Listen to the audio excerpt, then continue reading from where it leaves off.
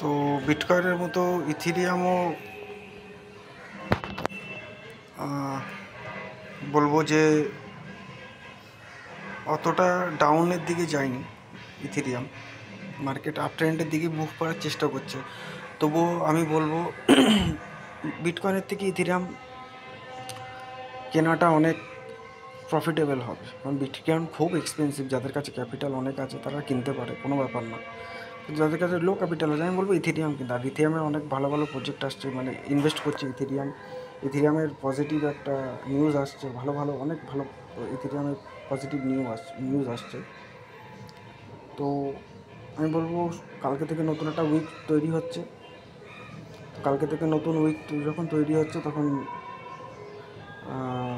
একটা fresh entry হবে। আপনারা চাইলে এখানেও এন্ট্রি নিতে পারেন যাদের ক্যাপিটাল অনেক বেশি। আর তা নাহলে আর দুটো দিন দেখে যায়, যতক্ষণ না টেরিফ ওয়ার শেষ হচ্ছে। ট্রাম্প যে কী করছে বোঝা যাচ্ছে না, যাই হোক।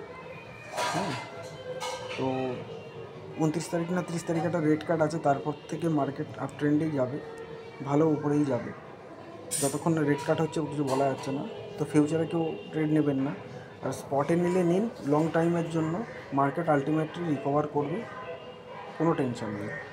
Thank you. ভিডিওটা ভালো লাগলে একটা শেয়ার, একটা লাইক করে দেবেন। চ্যানেলটা সাবস্ক্রাইব করে রাখুন। Thank you.